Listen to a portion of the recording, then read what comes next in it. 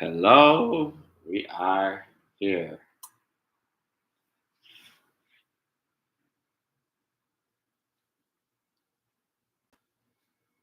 We are here today, as we've been before. Uh, at least some of us. Can people hear me? Let's, since we are live, can people hear me? Okay, I think they can. We are talking about energy, which we have talked about before. We are talking about awakening, which we have talked about before.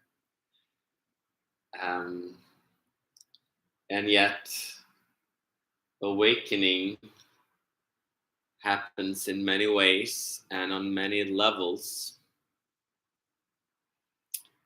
And sometimes the awakening spontaneously happens with energy. Then sometimes that can be more intense, like a birth. A birth is more intense. It's like the most simple of human awakenings or movements. It's like a birth. So it can be pretty intense, can set into a lot of intense motions through the body. So that's where the energy is more, can be more intense. Thus, since our ego, we have an ego that are kind of located within us, and we can touch upon all these patterns, and yet there might be deeper levels of this ego that we cannot touch upon because that's why necessarily truly awaken, because these patterns, these parts kind of lay dormant still. They are not awakened because it requires deeper surrendering. Sometimes your death is even an awakening. That is also an energy movement. So we have all these places within us, that some places we are open, very fine-tuned. Some places we're very dead within. It's very, the energy can be felt almost just like a haze, like unfelt, like numb. Other places you can feel very triggered, very alive, very inflamed. So that shows we have this kind of balance of awake and asleep, the yin and the yang, the masculine and the feminine within our body. Because we kind of awaken through our ego, and our ego kind of pushes up, and then the wisdom body kind of pulls down. So we have there, and they hold energy totally differently. The ego body kind of, we grab hold on energy, so it's very masculine, it's very intense, forced up. So it can be, it's like growing up, it can feel very intense sometimes. Not for all, not all the time, but sometimes. What do I want to do? Who you want to be friends with? You want to have a husband or wife? Do you want to do good in school? Do you want to be part of life? Do you want to be part of your family? Do you want to have kids? So we have these intensities, these choices. So, and then we just have to kind of just go for it. Going for it, kind of to school, we kind of just create an identity. I am this, I like that. But then we have the wisdom body, which is more like the feminine, which is kind of orchestrated more as kind of, it's not so compressed, it's more expanded. Thus, when we suddenly jump over into the wisdom body, sometimes there's much more energy going on. But yet then we can kind of become very like either emotional or kind of just like, I don't know, uncertain, or we just flow. Some people said like, the feminine is more flow, men don't flow. Well, we can talk about different kind of characters of the ego. But if we're going to awaken the body, that kind of requires us to have wisdom as guidance, not the purpose of enlightenment as guidance or purpose of becoming strong or being a man or being a woman or being this and that. Being all these things are more ego based, and it's not necessarily wisdom based. Wisdom is more the compassion of kind of seeing the higher path, choosing the higher path. It's like putting your sword in, sheath it, and let it be, and maybe put it in a corner, not having to have your sword ready all the time.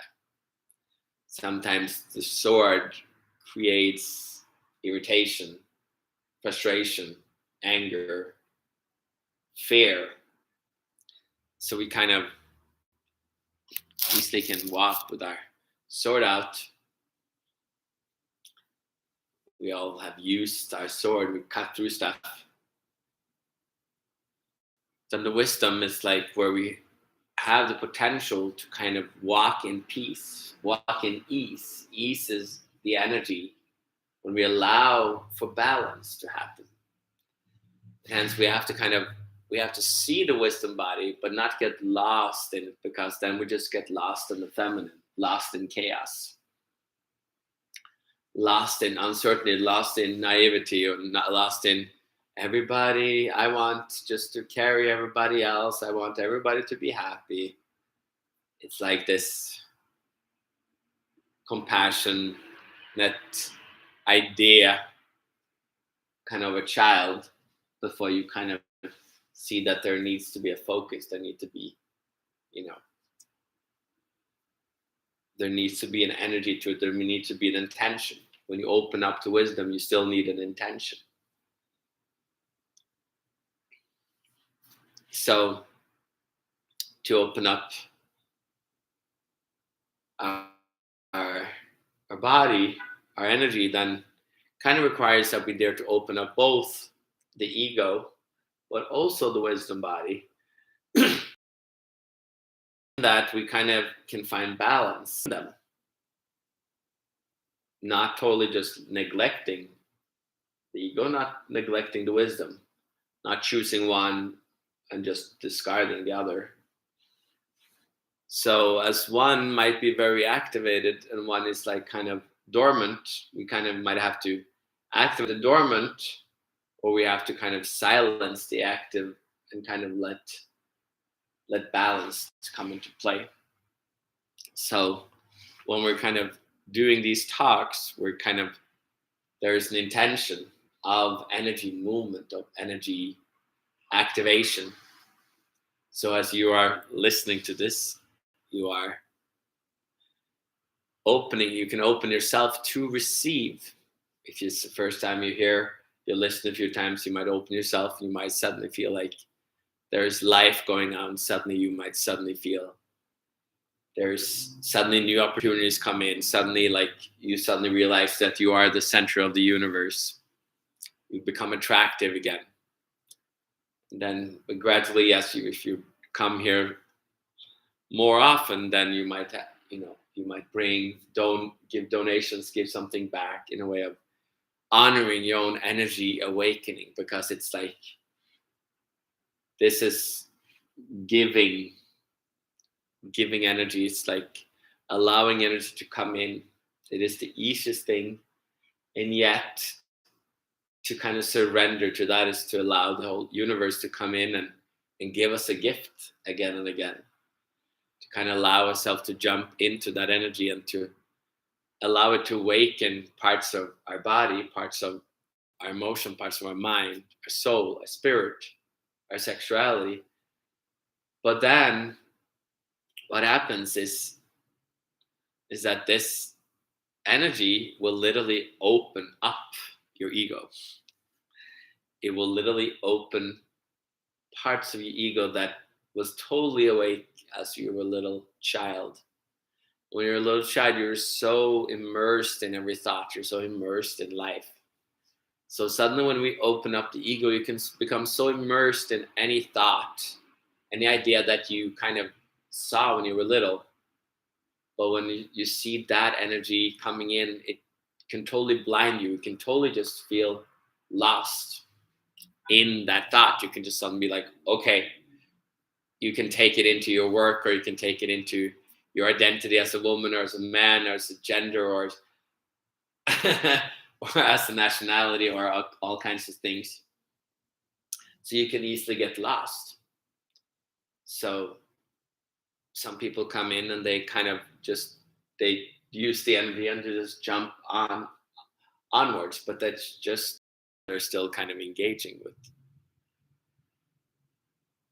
If you when you see it, when it comes to you, and if you dare to continue and have patience, that's when we can kind of start to deflate it as well. When you deflate it, then you can kind of find the center of the thought. You can find the energy center of it.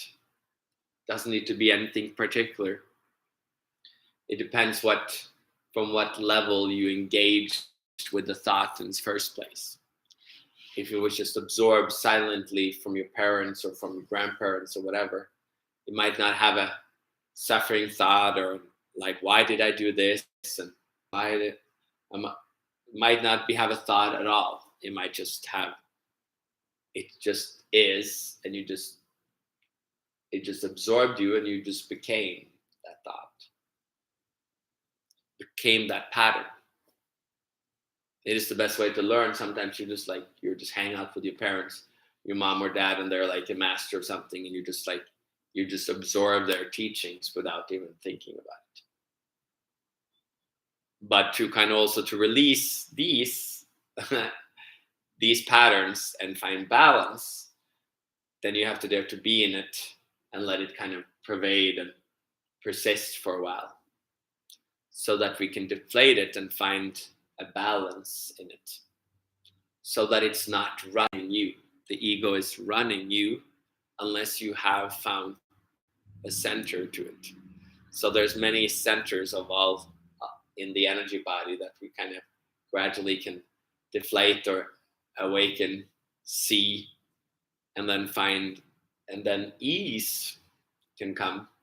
Ease is like spiritual energy. It's like it becomes easeful, peaceful, awakened, alive.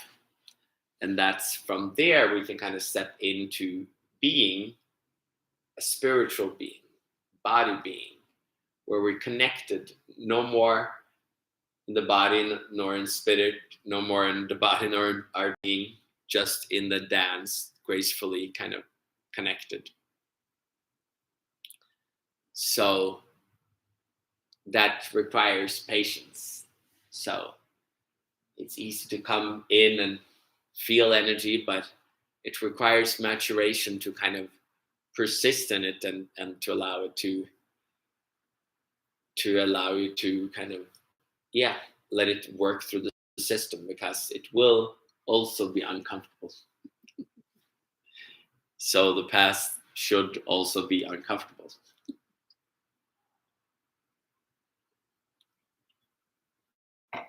So hence we're kind of talking about it, and this system is kind of created in such a way that you can come in and you can connect here on Wednesdays, or on the online retreats, or one-on-ones, or my new book, The Ease of Allowing, the ease of being.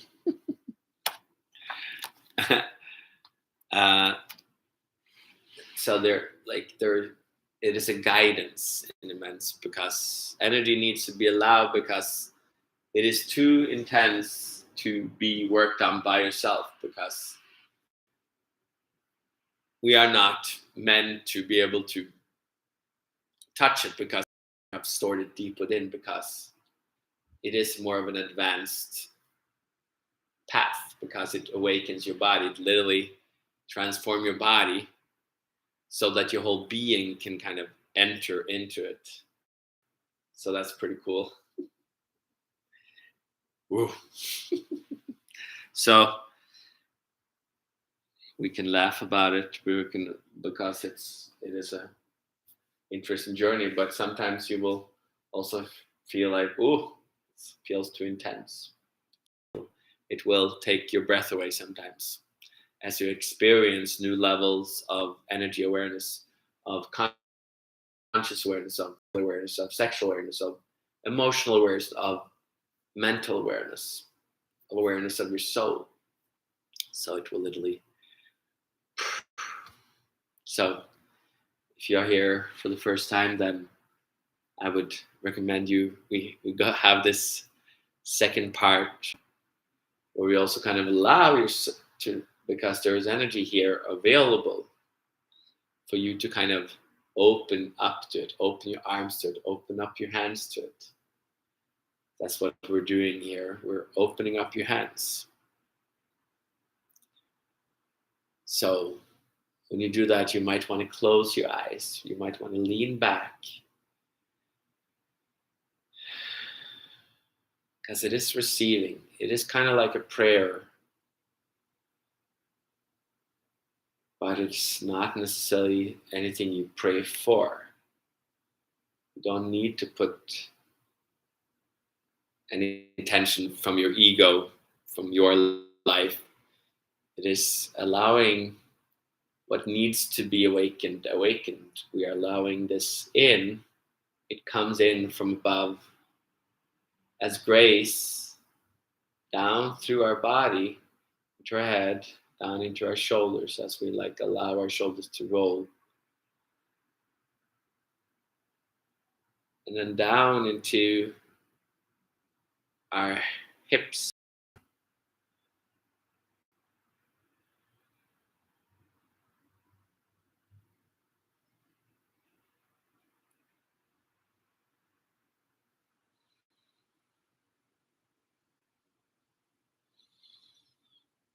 And as they start to expand, it can continue down into your thighs.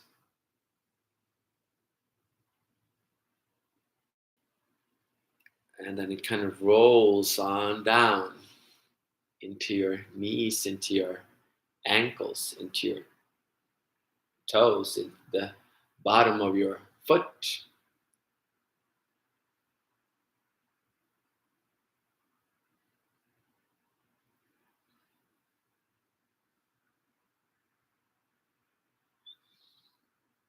And then it kind of comes up as a breeze, as a breath, as an embrace. Comes up between your legs, up into your hips, into your genitals, up into your chest, your sternum, your ribs, expanding up into your neck, your face, up into your head, and out of your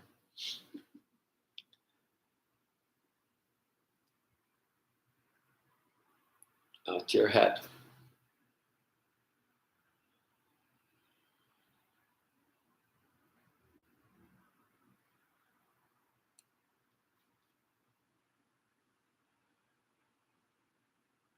And then it kind of releases like a little orgasm that just dissipates. It just pops the bubble. The energy ventures out into our atmosphere, into our energy body.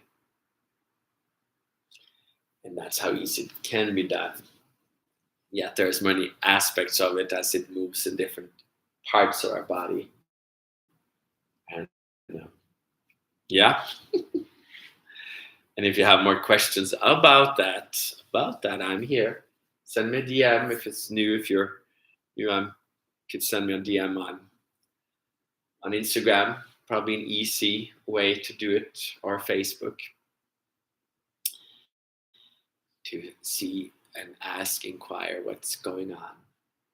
And if you do, I might bring it up in my next talk. Usually I'm on Wednesdays for people, for new people, and for the old, the new and the old. Thank you for your donations. Thank you for showing up. And if you hear it and you like it, please like and comment. Kind of helps people to see your engagement, and and allows more people to come in. There's some people that needs to hear that. Bring them to this. Send them this way. And thank you guys for showing up. And it has been a beautiful Saturday. It's like about 12:30 here, a little bit past noon. In Norway and other places, it is different times, maybe 7:30 at night, or depending on where you're watching. Yeah, beautiful, guys. I hope you have a beautiful Wednesday, or whatever day it is when you see this. And I will talk to you later. See you guys.